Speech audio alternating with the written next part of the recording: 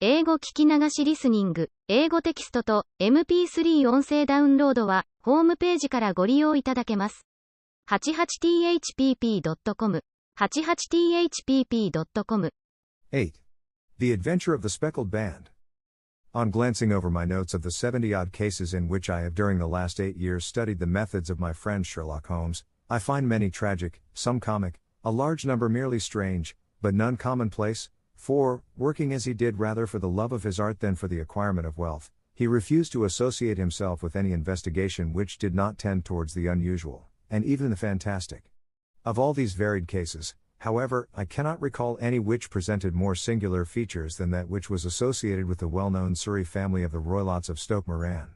The events in question occurred in the early days of my association with Holmes, when we were sharing rooms as bachelors in Baker Street. It is possible that I might have placed them upon record before, but a promise of secrecy was made at the time, from which I have only been freed during the last month by the untimely death of the lady to whom the pledge was given. It is perhaps as well that the facts should now come to light, for I have reasons to know that there are widespread rumors as to the death of Dr. Grimesby Roylott which tend to make the matter even more terrible than the truth. It was early in April in the year 83 that I woke one morning to find Sherlock Holmes standing, fully dressed, by the side of my bed. He was a late riser, as a rule, and as the clock on the mantelpiece showed me that it was only 7:15, I blinked up at him in some surprise, and perhaps just a little resentment, for I was myself regular in my habits. "Very sorry to knock you up, Watson," said he, "but it's the common lot this morning. Mrs. Hudson has been knocked up," she retorted upon me, "and I on you." "What is it, then, a fire?" "No, a client. It seems that a young lady has arrived in a considerable state of excitement, who insists upon seeing me. She is waiting now in the sitting room. Now, when young ladies wander about the metropolis at this hour of the morning, and knock sleepy people up out of their beds, I presume that it is something very pressing which they have to communicate. Should it prove to be an interesting case, you would, I am sure, wish to follow it from the outset.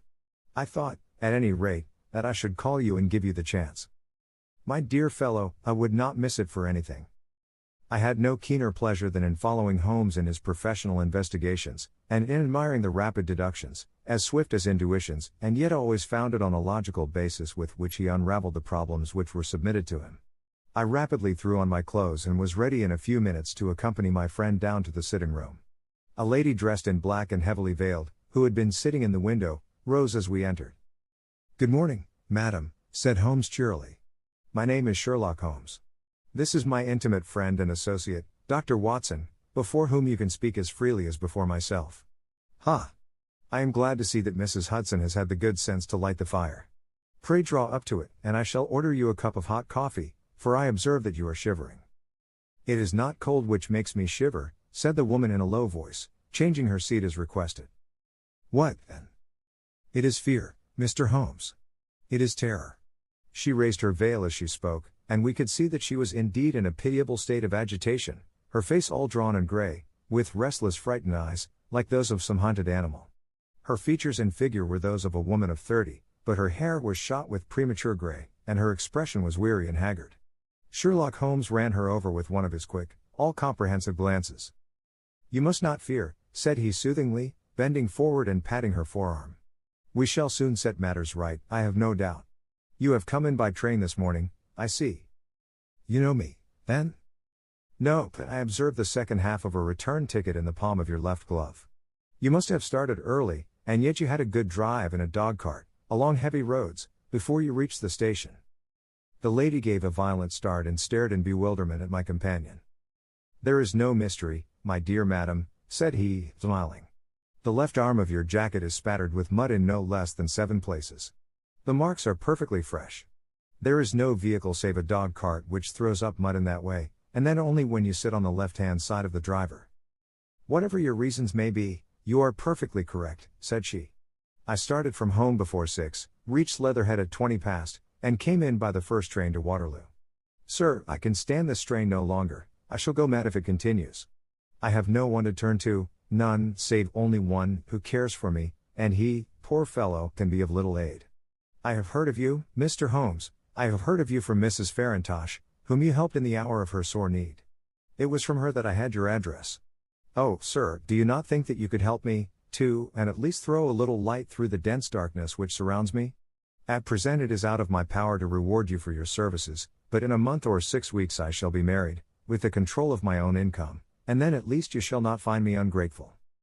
Holmes turned to his desk and, unlocking it, drew out a small casebook, which he consulted. "Farintosh," said he. "Ah yes, I recall the case, it was concerned with an opal tiara. I think it was before your time, Watson. I can only say, madam, that I shall be happy to devote the same care to your case as I did to that of your friend. As to reward, my profession is its own reward, but you are at liberty to defray whatever expenses I may be put to, at the time which suits you best. And now I beg that you will lay before us everything that may help us in forming an opinion upon the matter." "Alas," replied our visitor, "the very horror of my situation lies in the fact that my fears are so vague, and my suspicions depend so entirely upon small points, which might seem trivial to another, that even he to whom of all others I have a right to look for help and advice looks upon all that I tell him about it as the fancies of a nervous woman.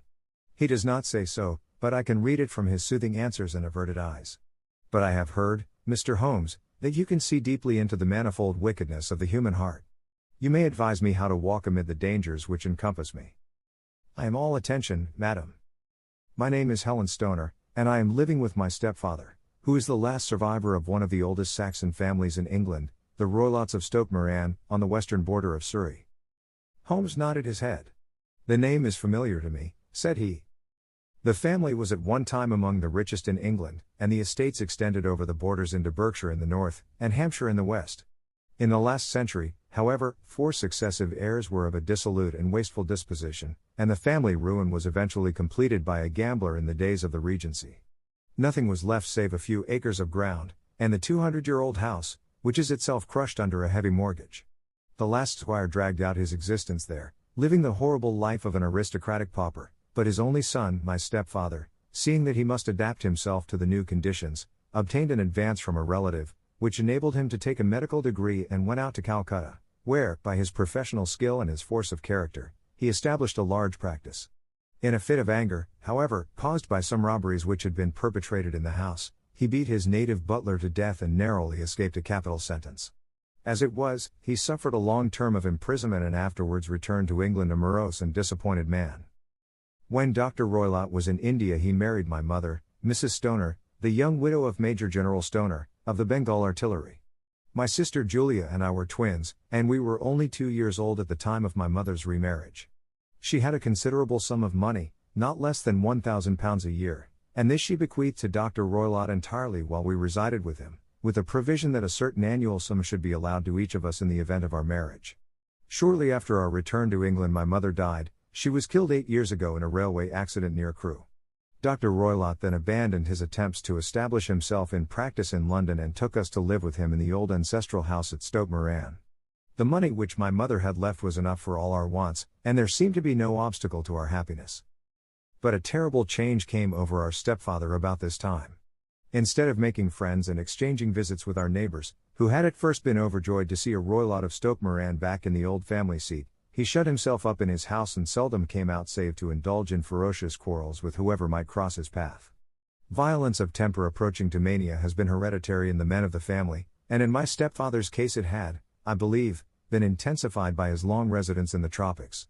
A series of disgraceful brawls took place, 2 of which ended in the police court, until at last he became the terror of the village, and the folks would fly at his approach, for he is a man of immense strength, and absolutely uncontrollable in his anger.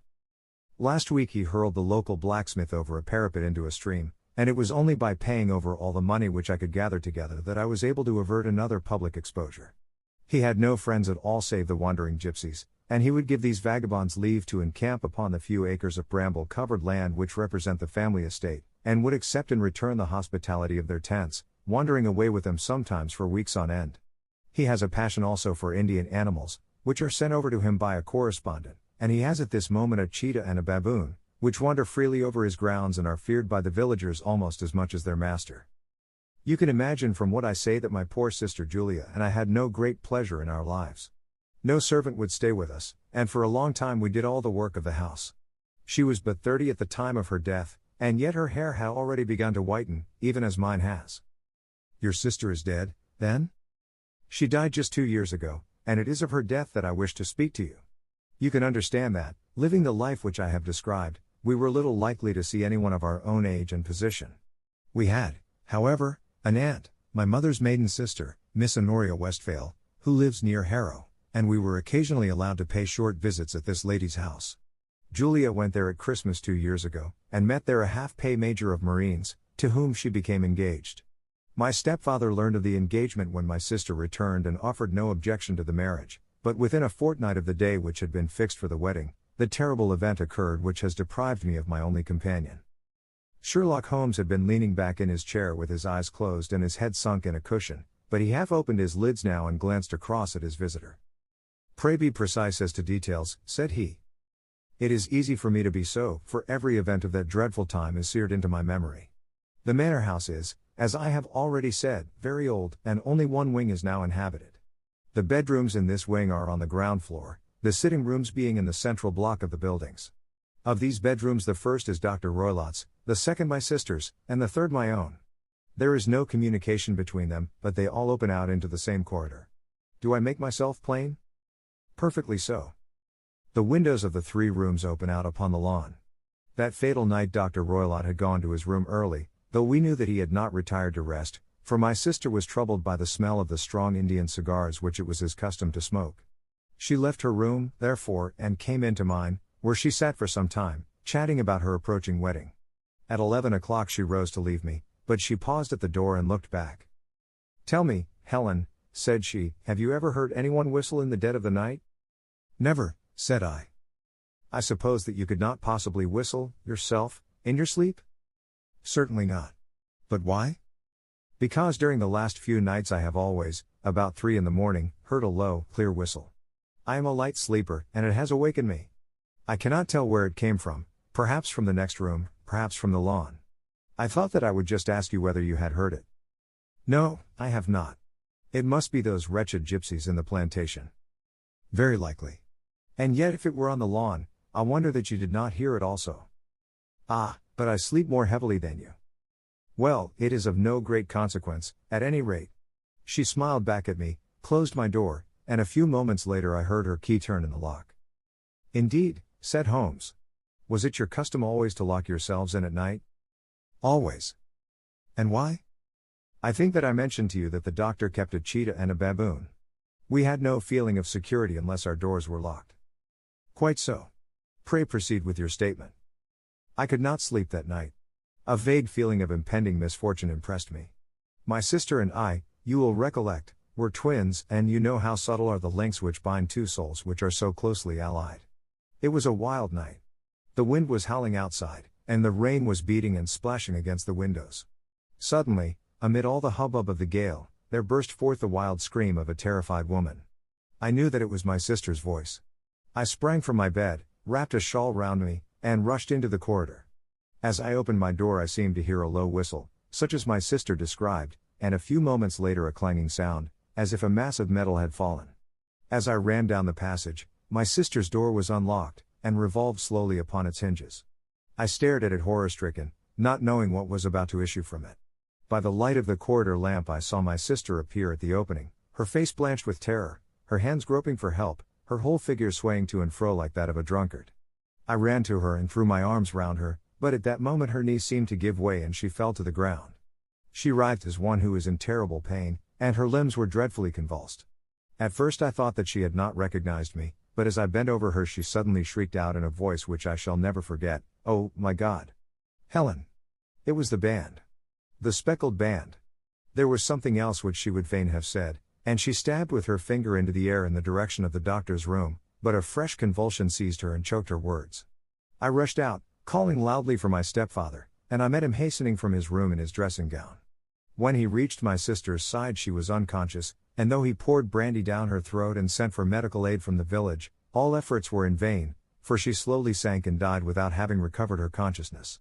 Such was the dreadful end of my beloved sister.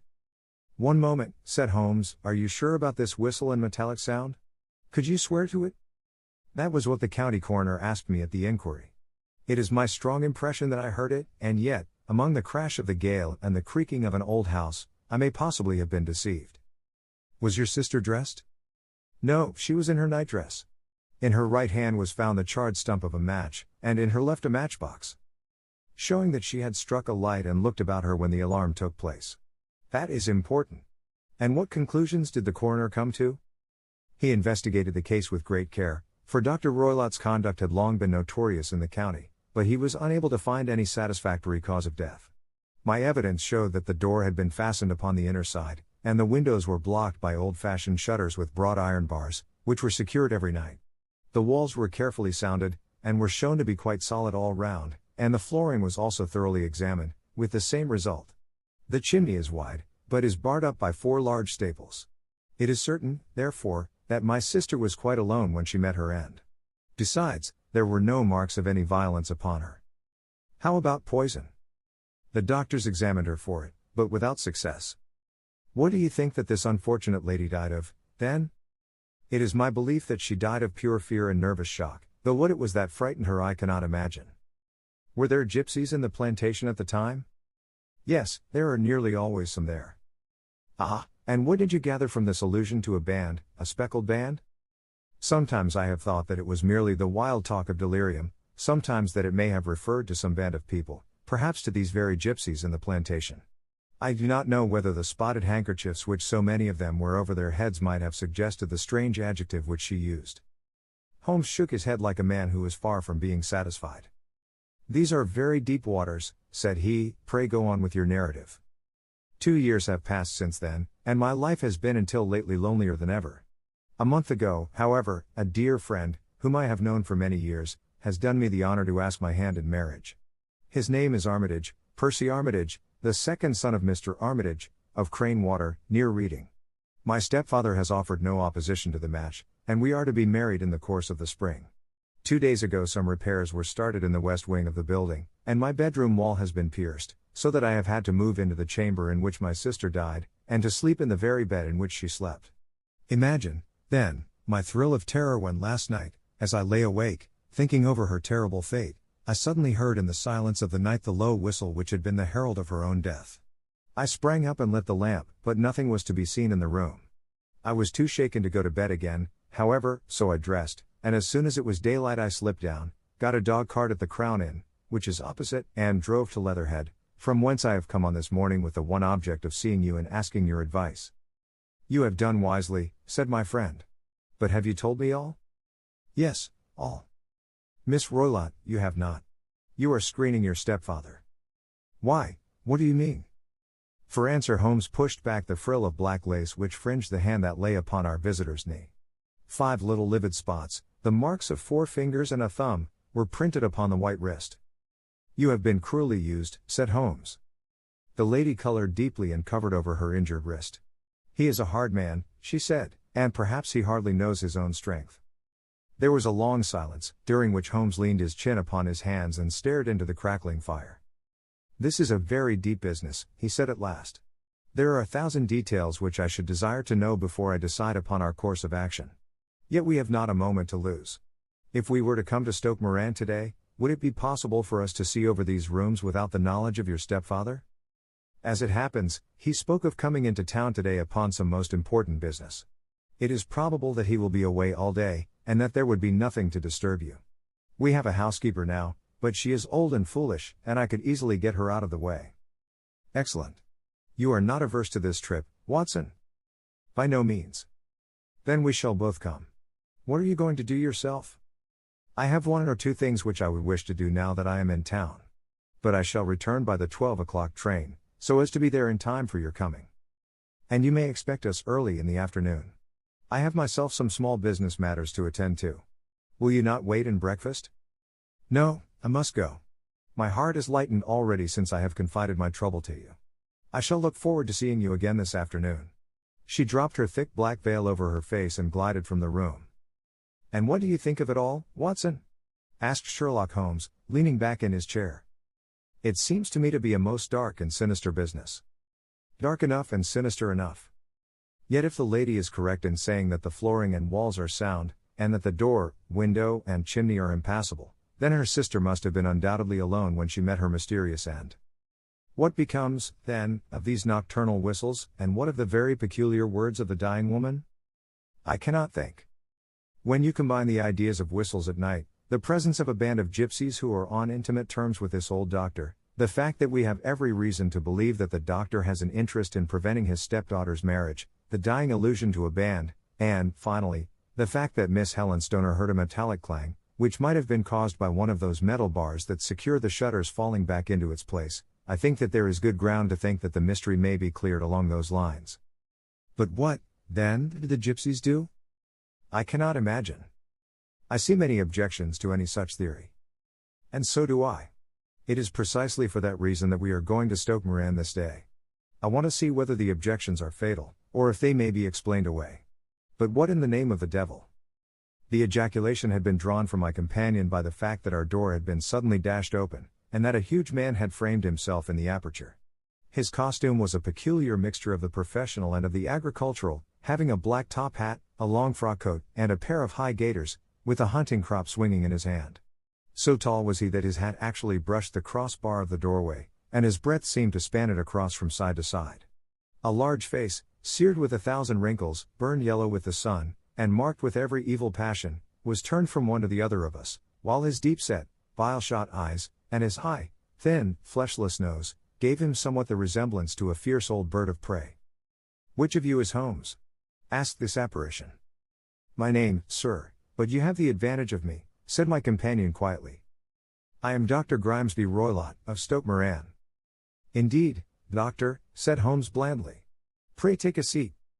"I will do nothing of the kind. My stepdaughter has been here. I have traced her. What has she been saying to you?" "It is a little cold for the time of the year," said Holmes. "What has she been saying to you?" screamed the old man furiously. "But I have heard that the crocuses promise well," continued my companion imperturbably. "Ha! You put me off, do you?" said our new visitor, taking a step forward and shaking his hunting crop. "I know you, you scoundrel. I have heard of you before. You are Holmes, the meddler." My friend smiled. "Holmes, the busybody." His smile broadened. "Holmes, the Scotland Yard Jack in office." Holmes chuckled heartily. "Your conversation is most entertaining," said he. "When you go out, close the door, for there is a decided draught. I will go when I have had my say. Don't you dare to meddle with my affairs. I know that Miss Stoner has been here. I traced her. I am a dangerous man to fall foul of. See here." He stepped swiftly forward, seized the poker, and bent it into a curve with his huge brown hands. "See that you keep yourself out of my grip," he snarled, and hurling the twisted poker into the fireplace he strode out of the room. "He seems a very amiable person," said Holmes, laughing. "I am not quite so bulky, but if he had remained I might have shown him that my grip was not much more feeble than his own." As he spoke he picked up the steel poker and, with a sudden effort, straightened it out again. "Fancy his having the insolence to confound me with the official detective force. This incident gives zest to our investigation, however, and I only trust that our little friend will not suffer from her imprudence in allowing this brute to trace her. And now, Watson, we shall order breakfast, and afterwards I shall walk down to Doctors' Commons, where I hope to get some data which may help us in this matter." It was nearly 1 o'clock when Sherlock Holmes returned from his excursion. He held in his hand a sheet of blue paper, scrawled over with notes and figures. "I have seen the will of the deceased wife," said he. "To determine its exact meaning I have been obliged to work out the present prices of the investments with which it is concerned. The total income, which at the time of the wife's death was little short of £1,100, is now, through the fall in agricultural prices, not more than £750. Each daughter can claim an income of £250, in case of marriage. It is evident, therefore, that if both girls had married, this beauty would have had a mere pittance, while even one of them would cripple him to a very serious extent. My morning's work has not been wasted, since it is proved that he has the very strongest motives for standing in the way of anything of the sort. And now, Watson, this is too serious for dawdling, especially as the old man is aware that we are interesting ourselves in his affairs, so if you are ready, we shall call a cab and drive to Waterloo. I should be very much obliged if you would slip your revolver into your pocket. And Ely's number 2 is an excellent argument with gentlemen who can twist steel pokers into knots. That and a toothbrush are, I think, all that we need."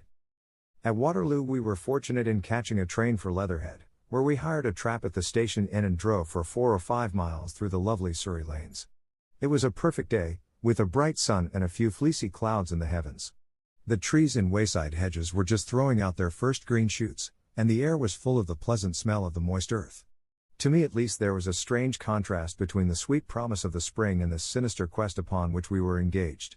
My companion sat in the front of the trap, his arms folded, his hat pulled down over his eyes, and his chin sunk upon his breast, buried in the deepest thought.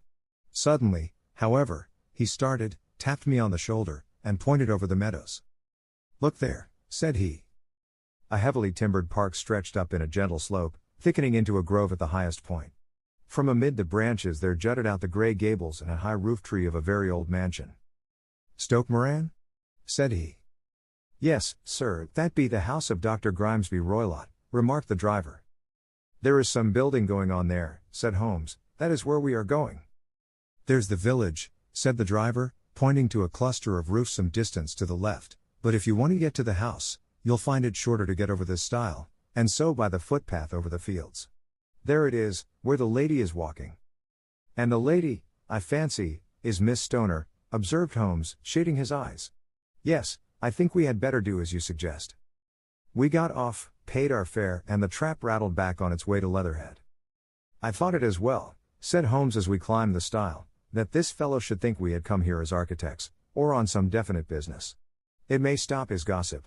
Good afternoon, Miss Stoner. You see that we have been as good as our word." Our client of the morning had hurried forward to meet us with a face which spoke her joy. "I have been waiting so eagerly for you," she cried, shaking hands with us warmly. "All has turned out splendidly. Dr. Roylott has gone to town, and it is unlikely that he will be back before evening." "We have had the pleasure of making the doctor's acquaintance," said Holmes, and in a few words he sketched out what had occurred. Miss Stoner turned white to the lips as she listened. "Good heavens," she cried, "he has followed me, then. So it appears. He is so cunning that I never know when I am safe from him. What will he say when he returns? He must guard himself, for he may find that there is someone more cunning than himself upon his track. You must lock yourself up from him tonight. If he is violent, we shall take you away to your aunt's at Harrow. Now, we must make the best use of our time, so kindly take us at once to the rooms which we are to examine." The building was of grey, lichen blotched stone, with a high central portion and two curving wings, like the claws of a crab, thrown out on each side. In one of these wings the windows were broken and blocked with wooden boards, while the roof was partly caved in, a picture of ruin. The central portion was in little better repair, but the right-hand block was comparatively modern, and the blinds in the windows, with the blue smoke curling up from the chimneys, showed that this was where the family resided. Some scaffolding had been erected against the end wall, and the stonework had been broken into, but there were no signs of any workmen at the moment of our visit. Holmes walked slowly up and down the ill-trimmed lawn and examined with deep attention the outsides of the windows. "This, I take it, belongs to the room in which you used to sleep, the center one to your sister's, and the one next to the main building to Dr. Roylott's chamber?" "Exactly so. But I am now sleeping in the middle one. Pending the alterations, as I understand. By the way, there does not seem to be any very pressing need for repairs at that end wall." There were none. I believe that it was an excuse to move me from my room. "Ah. That is suggestive. Now, on the other side of this narrow wing runs the corridor from which these three rooms open. There are windows in it, of course?" "Yes, but very small ones. Too narrow for anyone to pass through. As you both locked your doors at night, your rooms were unapproachable from that side. Now, would you have the kindness to go into your room and bar your shutters?" Miss Stoner did so, and Holmes, after a careful examination through the open window, endeavored in every way to force the shutter open, but without success. There was no slit through which a knife could be passed to raise the bar. Then with his lens he tested the hinges, but they were of solid iron, built firmly into the massive masonry.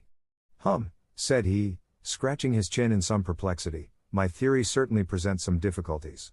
No one could pass these shutters if they were bolted. Well, we shall see if the inside throws any light upon the matter." A small side door led into the whitewashed corridor from which the three bedrooms opened. Holmes refused to examine the third chamber, so we passed at once to the second, that in which Miss Stoner was now sleeping, and in which her sister had met with her fate.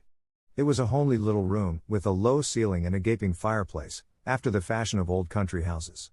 A brown chest of drawers stood in one corner, a narrow white counterpaned bed in another, and a dressing table on the left-hand side of the window. These articles, with two small wickerwork chairs, made up all the furniture in the room save for a square of Wilton carpet in the center. The boards round and the paneling of the walls were of brown, worm-eaten oak, so old and discolored that it may have dated from the original building of the house. Holmes drew one of the chairs into a corner and sat silent, while his eyes traveled round and up and down, taking in every detail of the apartment. "Where does that bell communicate with?" he asked at last, pointing to a thick bell rope which hung down beside the bed, the tassel actually lying upon the pillow. "It goes to the housekeeper's room." "It looks newer than the other things?" "Yes, it was only put there a couple of years ago." "Your sister asked for it, I suppose?" "No, I never heard of her using it. We used always to get what we wanted for ourselves." "Indeed, it seemed unnecessary to put so nice a bell pull there. You will excuse me for a few minutes while I satisfy myself as to this floor." He threw himself down upon his face with his lens in his hand and crawled swiftly backward and forward, examining minutely the cracks between the boards. Then he did the same with the woodwork with which the chamber was paneled. Finally he walked over to the bed and spent some time in staring at it and in running his eye up and down the wall. Finally he took the bell rope in his hand and gave it a brisk tug. "Why, it's a dummy," said he. "Won't it ring?" "No, it is not even attached to a wire. This is very interesting. You can see now that it is fastened to a hook just above where the little opening for the ventilator is." "How very absurd. I never noticed that before." "Very strange," muttered Holmes, pulling at the rope. "There are one or two very singular points about this room. For example, what a fool a builder must be to open a ventilator into another room, when, with the same trouble, he might have communicated with the outside air." "That is also quite modern," said the lady. "Done about the same time as the bell rope?" remarked Holmes. "Yes, there were several little changes carried out about that time. They seem to have been of a most interesting character, dummy bell ropes, and ventilators which do not ventilate. With your permission, Miss Stoner, we shall now carry our researches into the inner apartment." Dr. Grimesby Roylott's chamber was larger than that of his stepdaughter, but was as plainly furnished. A camp bed, a small wooden shelf full of books, mostly of a technical character, an armchair beside the bed, a plain wooden chair against the wall, a round table, and a large iron safe were the principal things which met the eye. Holmes walked slowly round and examined each and all of them with the keenest interest. "What's in here?" he asked, tapping the safe. "My stepfather's business papers." "Oh. You have seen inside, then?" "Only once, some years ago. I remember that it was full of papers." "There isn't a cat in it, for example?" "No." "What a strange idea. Well, look at this." He took up a small saucer of milk which stood on the top of it. "No, we don't keep a cat. But there is a cheetah and a baboon." "Ah, yes, of course. Well, a cheetah is just a big cat, and yet a saucer of milk does not go very far in satisfying its wants, I dare say. There is one point which I should wish to determine." He squatted down in front of the wooden chair and examined the seat of it with the greatest attention. "Thank you. That is quite settled," said he, rising and putting his lens in his pocket. "Hello. Here is something interesting." The object which had caught his eye was a small dog lash hung on one corner of the bed. The lash, however, was curled upon itself and tied so as to make a loop of whipcord. "What do you make of that, Watson?" "It's a common enough lash. But I don't know why it should be tied." "That is not quite so common, is it? Ah, me. It's a wicked world, and when a clever man turns his brains to crime it is the worst of all. I think that I have seen enough now, Miss Stoner, and with your permission we shall walk out upon the lawn." I had never seen my friend's face so grim or his brow so dark as it was when we turned from the scene of this investigation. We had walked several times up and down the lawn, neither Miss Stoner nor myself liking to break in upon his thoughts before he roused himself from his reverie. "It is very essential, Miss Stoner," said he, "that you should absolutely follow my advice in every respect." "I shall most certainly do so. The matter is too serious for any hesitation. Your life may depend upon your compliance. I assure you that I am in your hands. In the first place, both my friend and I must spend the night in your room." Both Miss Stoner and I gazed at him in astonishment. "Yes, it must be so. Let me explain. I believe that is the village inn over there?" "Yes, that is the Crown." "Very good. Your windows would be visible from there?" "Certainly. You must confine yourself to your room, on pretense of a headache, when your stepfather comes back. Then when you hear him retire for the night, you must open the shutters of your window, undo the hasp, put your lamp there as a signal to us, and then withdraw quietly with everything which you are likely to want into the room which you used to occupy. I have no doubt that, in spite of the repairs, you could manage there for one night." "Oh, yes, easily. The rest you will leave in our hands.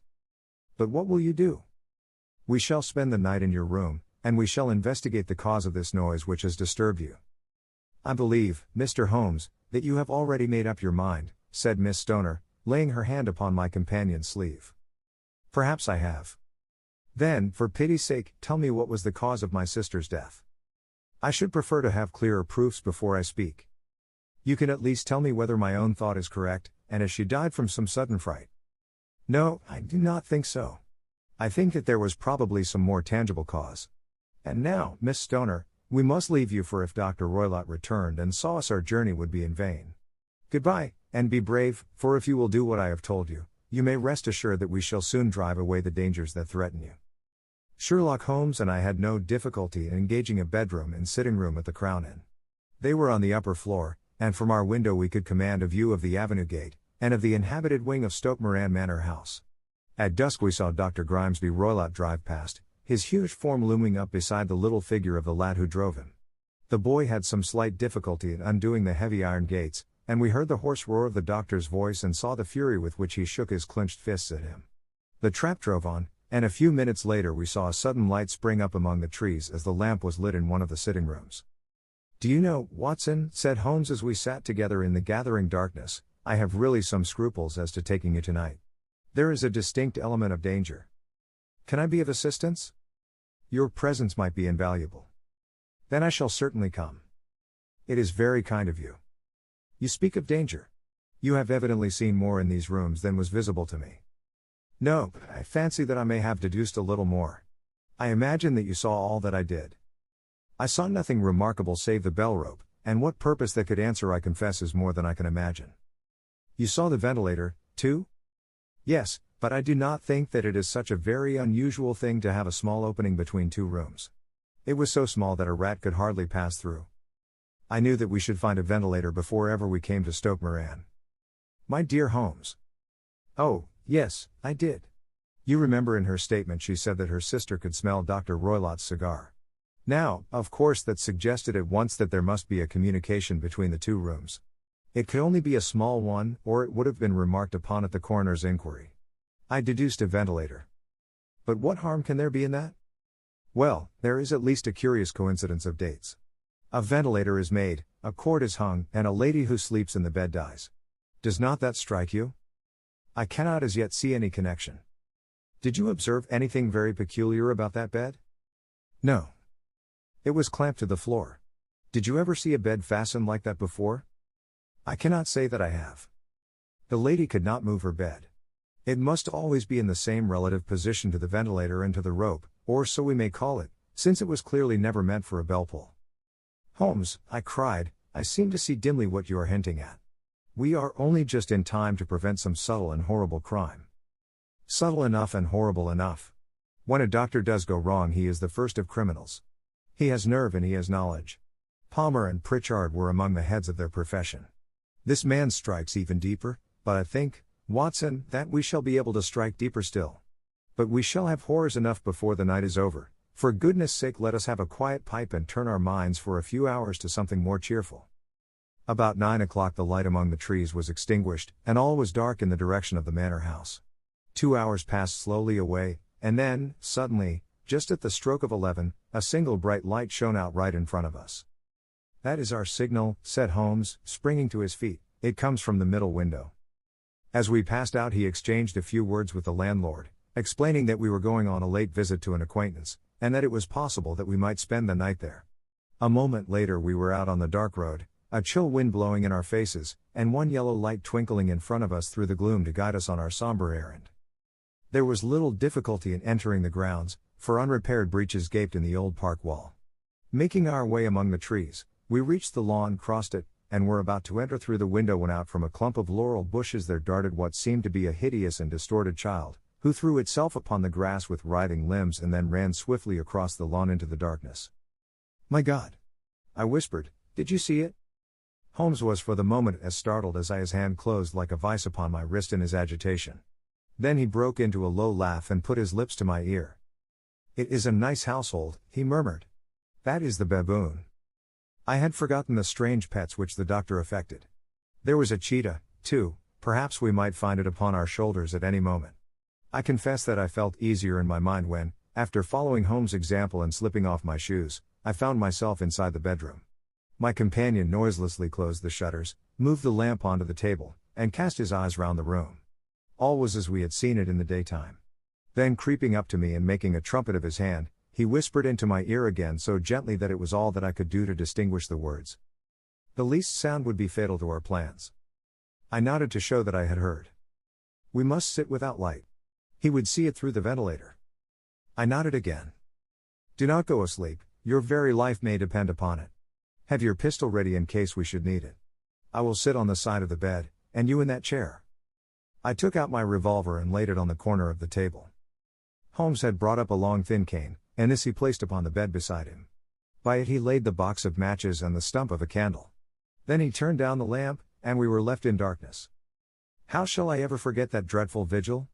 I could not hear a sound, not even the drawing of a breath, and yet I knew that my companion sat open-eyed, within a few feet of me, in the same state of nervous tension in which I was myself. The shutters cut off the least ray of light, and we waited in absolute darkness.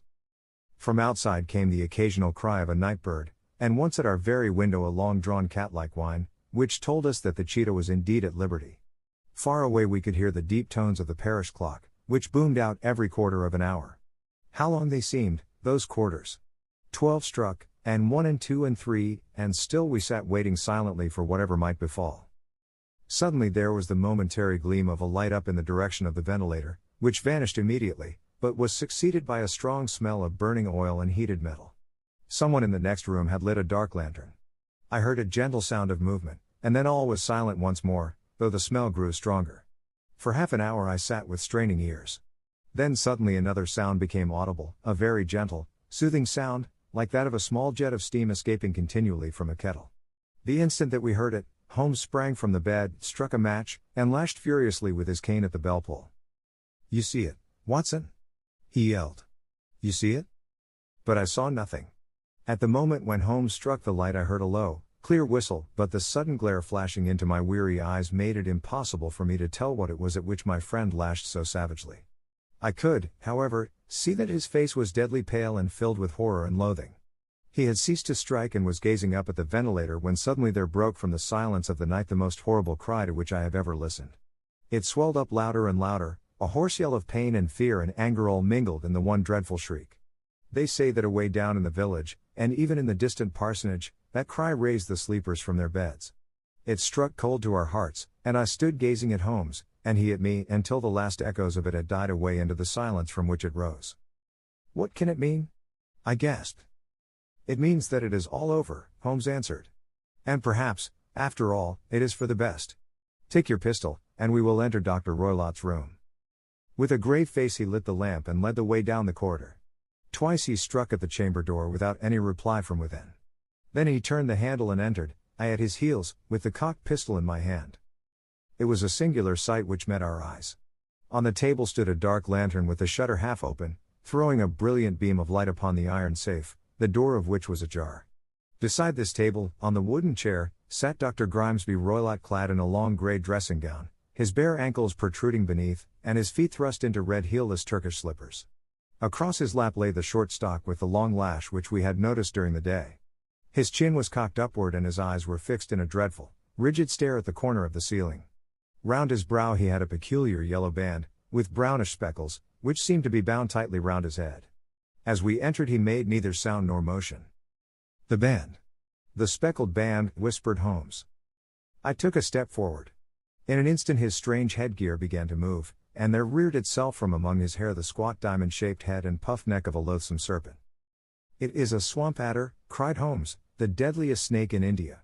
He has died within 10 seconds of being bitten. Violence does, in truth, recoil upon the violent, and the schemer falls into the pit which he digs for another. Let us thrust this creature back into its den, and we can then remove Miss Stoner to some place of shelter and let the county police know what has happened. As he spoke he drew the dog whip swiftly from the dead man's lap, and throwing the noose round the reptile's neck he drew it from its horrid perch and, carrying it at arm's length, threw it into the iron safe, which he closed upon it. Such are the true facts of the death of Dr. Grimesby Roylott, of Stoke Moran. It is not necessary that I should prolong a narrative which has already run to too great a length by telling how we broke the sad news to the terrified girl, how we conveyed her by the morning train to the care of her good aunt at Harrow, of how the slow process of official inquiry came to the conclusion that the doctor met his fate while indiscreetly playing with a dangerous pet. The little which I had yet to learn of the case was told me by Sherlock Holmes as we traveled back next day. I had, said he, come to an entirely erroneous conclusion which shows, my dear Watson, how dangerous it always is to reason from insufficient data. The presence of the gypsies, and the use of the word band, which was used by the poor girl, no doubt, to explain the appearance which she had caught a hurried glimpse of by the light of her match, were sufficient to put me upon an entirely wrong scent. I can only claim the merit that I instantly reconsidered my position when, however, it became clear to me that whatever danger threatened an occupant of the room could not come either from the window or the door. My attention was speedily drawn, as I have already remarked to you, to this ventilator, and to the bell rope which hung down to the bed. The discovery that this was a dummy, and that the bed was clamped to the floor, instantly gave rise to the suspicion that the rope was there as a bridge for something passing through the hole and coming to the bed. The idea of a snake instantly occurred to me, and when I coupled it with my knowledge that the doctor was furnished with a supply of creatures from India, I felt that I was probably on the right track. The idea of using a form of poison which could not possibly be discovered by any chemical test was just such a one as would occur to a clever and ruthless man who had had an Eastern training. The rapidity with which such a poison would take effect would also, from his point of view, be an advantage. It would be a sharp-eyed coroner, indeed, who could distinguish the two little dark punctures which would show where the poison fangs had done their work. Then I thought of the whistle. Of course he must recall the snake before the morning light revealed it to the victim. He had trained it, probably by the use of the milk which we saw, to return to him when summoned. He would put it through this ventilator at the hour that he thought best, with the certainty that it would crawl down the rope and land on the bed. It might or might not bite the occupant, perhaps she might escape every night for a week, but sooner or later she must fall a victim. I had come to these conclusions before ever I had entered his room. An inspection of his chair showed me that he had been in the habit of standing on it, which of course would be necessary in order that he should reach the ventilator. The sight of the safe, the saucer of milk, and the loop of whipcord were enough to finally dispel any doubts which may have remained. The metallic clang heard by Miss Stoner was obviously caused by her stepfather hastily closing the door of his safe upon its terrible occupant. Having once made up my mind, you know the steps which I took in order to put the matter to the proof. I heard the creature hiss as I have no doubt that you did also, and I instantly lit the light and attacked it. With the result of driving it through the ventilator. And also with the result of causing it to turn upon its master at the other side. Some of the blows of my cane came home and roused its snakish temper, so that it flew upon the first person it saw. In this way I am no doubt indirectly responsible for Dr. Grimesby Roylott's death, and I cannot say that it is likely to weigh very heavily upon my conscience. 物語の続きは、ホームページからお聞きいただけます。また、テキスト、MP3 ダウンロードも合わせてご利用ください。88thpp.com 88thpp.com